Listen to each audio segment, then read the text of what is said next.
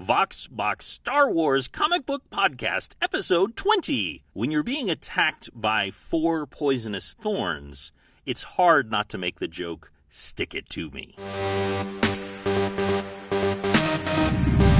What is thy bidding, my master? There is great disturbance in the Force. The Vox Box Star Wars Podcast. Your source for Star Wars comics, news, and more. And now your host, Michael Corley.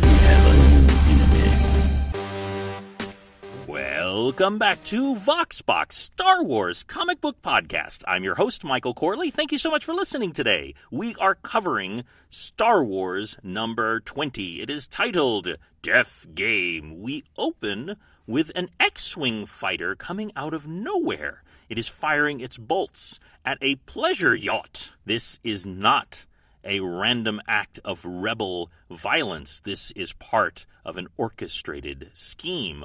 On the wheel, the giant gambling facility, we see the various gamblers watching the events unfold outside. 2 TIE fighters come out and destroy the X-Wing to the cheers of the people on the ship. This is all a carefully plotted out ruse to discredit the Rebel Alliance and to give credence to the Empire. We cut to Princess Leia and Senator Greyshade. Princess Leia is losing it. She is throwing all kinds of cutlery from the table, smashing the table to the ground. She is infuriated with Greyshade as he is completely complicit in the Empire doing a smear campaign on the Rebel Alliance, making it look like they are attacking helpless ships. Senator Greyshade is just laughing at her, saying that you are very glacial, my princess. It's nice to see that you're capable of an emotional outburst.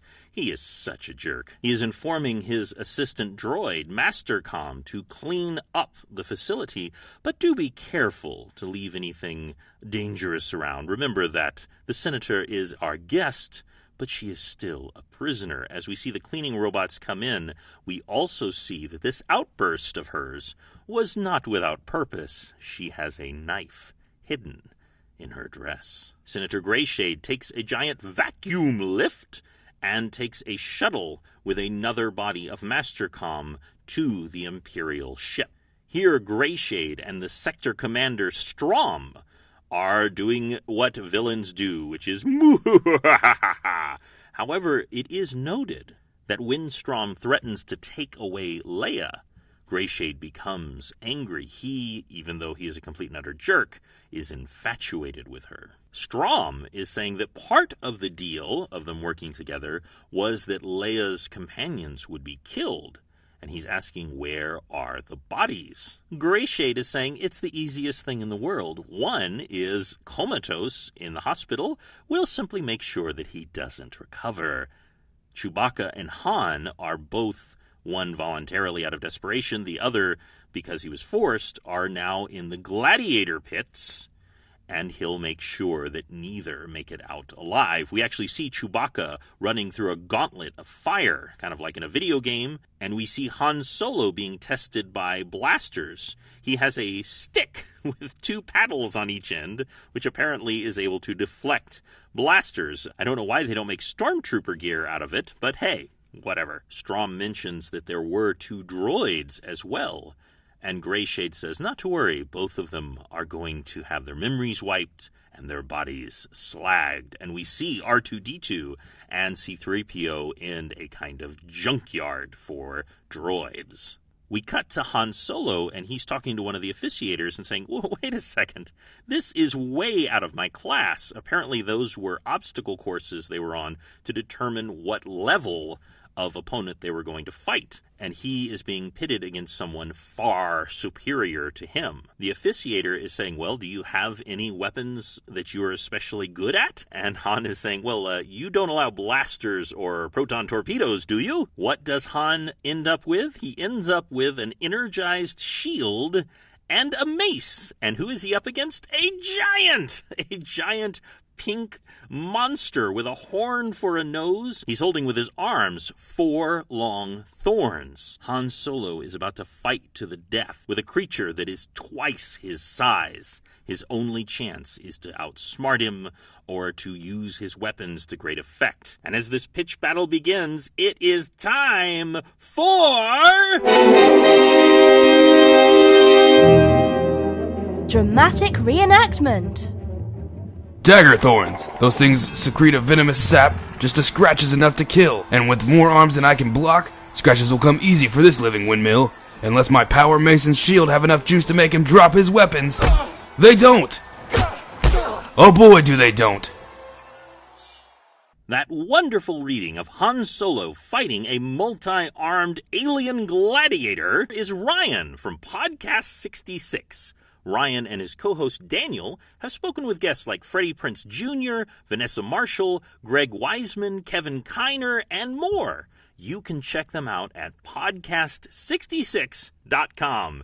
Thank you so much for being our Han Solo today, Ryan. You rock. As you can tell from Ryan's reading, things are not going well for Han Solo, and the giant kicks him with its massive boot. He is losing and losing badly. We see Greyshade and Strom reclining and drinking their drinks and watching Han Solo about to die. Strom is complimenting Greyshade for his idea of letting his troops have shore leave so that they could watch Han Solo die and therefore improve morale. We cut to C-3PO and R2-D2, and a technician is coming in with a handheld device that is for wiping memory. He says, "All right, Goldie, you're first."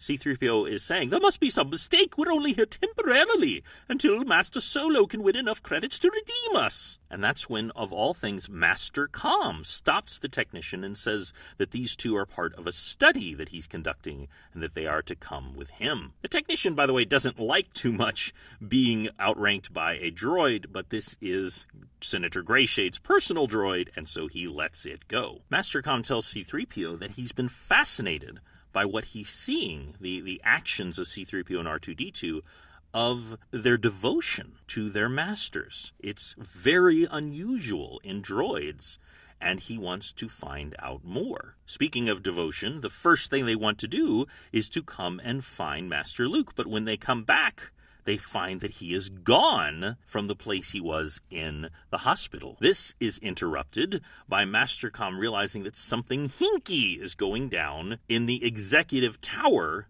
of Senator Greyshade. That is Princess Leia. Princess Leia is using the knife not to stab someone, but to get into the circuitry and the wall panel of where she is staying. She is able to short-circuit the doors holding her in. She's thinking to herself that R2-D2 could have done it without the pyrotechnics, but then again, he didn't have to use a serving knife. C-3PO and R2-D2 are saying they don't know quite what to make of Master Com, but that he may in some way be a friend. That's when they notice one of the many display screens of Han Solo lying prone, and the giant with his poisonous thorns coming at him. C-3PO has to say his classic, he's doomed, and there's nothing we can do. But in the arena, we see as the creature is advancing on Han Solo, he has to grab his own shield. Not grabbing it by the backside is actually burning his own hand.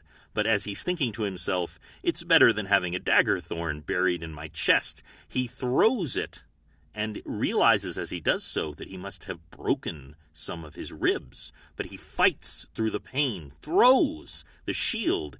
It hits the creature in the lower leg and causes him to stumble. That was all it took. In the stumble, the creature has scratched itself with its own venomous thorns. The creature realizes that it is a walking dead man. The prospect of its death, he at least wants to kill Han Solo for delivering this blow. He is raising the final thorn that he has to drive it into Han Solo's chest. Han Solo does the only thing he can against the pain, against his inability to move. He manages to grab a rock from nearby and use it as an impromptu shield. Even as the creature falls upon him to stab him, it dies, but the thorn is blocked by the rock. Han is thinking to himself that the settings of the arena battles may be fake, but the rocks are real. We cut to Strom, and he is furious, saying, "Greyshade, you smooth-mouthed fumbler, what went wrong?" Greyshade is saying, "I'm not certain, Strom, but bear in mind, this was only the first match. Solo must still endure the main event." And that ends Star Wars number 20. We are having so much fun on this podcast with all of our wonderful guest readers. Thanks again to Ryan for helping out today. If you are interested in becoming a guest reader, one, check out our Patreon page and help support this show. And definitely that will get you to be a guest reader. Go to voxboxpodcast.com/Patreon. You have a wonderful day, and may the Force be with you. You failed, Your Highness. I am a Jedi, like my father before me. So be it, Jedi. Thank you for listening to the Vox Box Star Wars podcast. Join the Vox Box Facebook page to keep up with the community. Have a great day, and may the Force be with you.